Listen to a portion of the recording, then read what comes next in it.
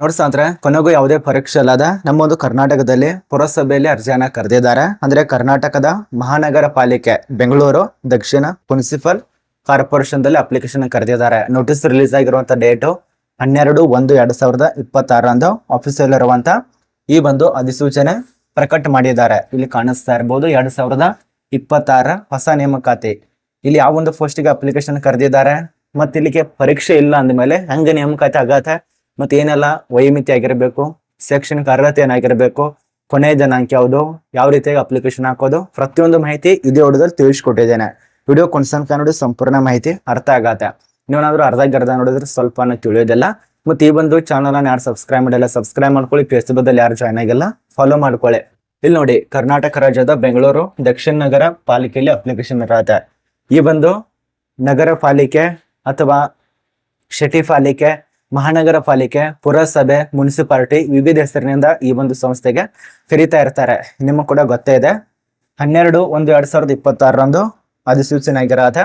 ಇಲ್ಲಿ ಖಾಲಿರುವಂತಹ ಪೋಸ್ಟ್ ಹೆಸರು ನೋಡಿ, ಅರ್ಜಿಗಳು ಬೆಂಗಳೂರು ದಕ್ಷಿಣ ನಗರ ಪಾಲಿಕೆಯಲ್ಲಿ ಕಾನೂನು ಕೋಶದ ಮುಖ್ಯಸ್ಥ ಹುದ್ದೆಗೆ ಅಪ್ಲಿಕೇಶನ್ ಕರೆದಿದ್ದಾರೆ. ಯಾರು ಹೇಳಿ? ಕಾನೂನು ಕೋಶದ ಮುಖ್ಯಸ್ಥ ಪೋಸ್ಟ್ಗೆ ಅಪ್ಲಿಕೇಶನ್ ಕರೆದಿರ್ತಾರೆ. ಇದರಲ್ಲಿ ನಿಮಗೆ ವಯೋಮಿತಿ ಏನಾಗಿರ್ಬೇಕು, ವಿದ್ಯಾರ್ಹತೆ ಏನಾಗಿರ್ಬೇಕು ಒಂದೊಂದ ನೋಡಿ. ಇಲ್ಲಿ ಅರ್ಜಿ ಸಲ್ಲಿಸುವಂತ ಅಭ್ಯರ್ಥಿಗಳಿಗೆ ಇಷ್ಟೇ ಪೋಸ್ಟ್ ಅಷ್ಟೇ ಪೋಸ್ಟ್ ಅಂತ ಯಾವುದೇ ರೀತಿಯಾಗಿ ಮೆನ್ಷನ್ ಮಾಡಿಲ್ಲ.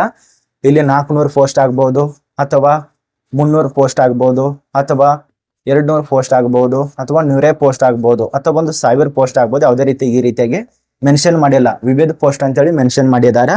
ಇಲ್ಲಿ ಆಯ್ಕೆ ಆದ್ರೆ ನಮ್ಮ ಒಂದು ಕರ್ನಾಟಕದ ಬೆಂಗಳೂರಿನಲ್ಲಿ ಕೆಲಸ ಇರತ್ತೆ. ಕಾನೂನು ಕೋಶದ ಮುಖ್ಯಸ್ಥ ಅರ್ಜಿ ಸಲ್ಲಿಸಿ ಆಯ್ಕೆ ಆದ್ರೆ ಸಂಬಳ ಎಷ್ಟು ಕೊಡಬಹುದು ಹೇಳಿ? ಈ ಒಂದು ಮುಖ್ಯಸ್ಥ ಹುದ್ದೆಗೆ 10,000 ಅಲ್ಲ, 20,000 ಅಲ್ಲ, 40,000 ಅಲ್ಲ, 80,000 ಅಲ್ಲ, ಬರೋಬ್ಬರಿ 1 ಲಕ್ಷ ನಿಮಗೆ ಸ್ಯಾಲ್ರಿ ಕೊಡ್ತಾರೆ. ಎಷ್ಟು ಹೇಳಿ? ಬರೋಬ್ಬರಿ 1 ಲಕ್ಷ ತನಕ ಸ್ಯಾಲ್ರಿ ಇರತ್ತೆ.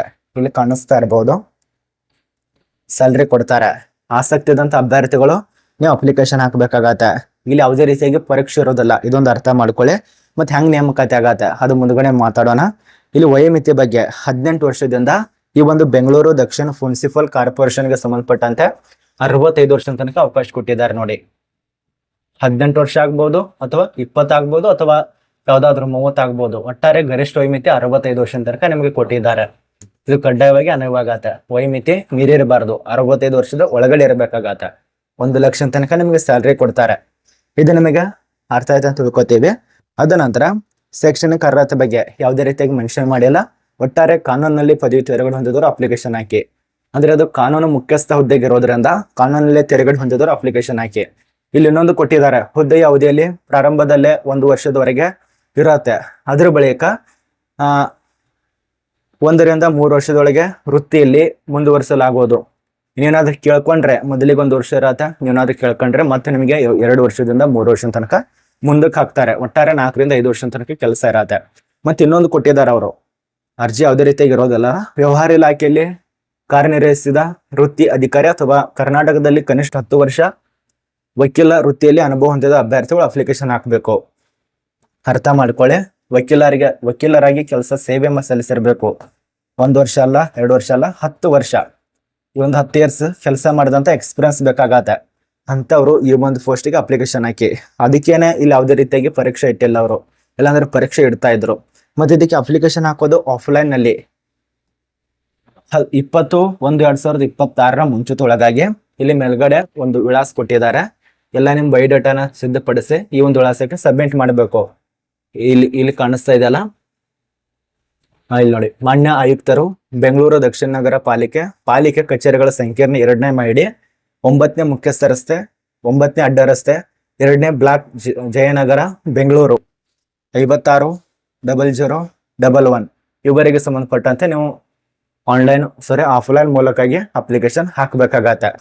ಇಲ್ಲಿ ನೋಡಿ, ಕಾನೂನು ಕೋಶದ ಮುಖ್ಯಸ್ಥ ಪೋಸ್ಟಿಗೆ 20/1/2026 ಮುಂಚಿತವಾಗಿ ಅಪ್ಲಿಕೇಶನ್ ಹಾಕಿ. ಇದು ನಿಮಗೆ ಸಂಪೂರ್ಣ ಮಾಹಿತಿ ಅರ್ಥ ಅಂತ ತಿಳ್ಕೊತೀವಿ.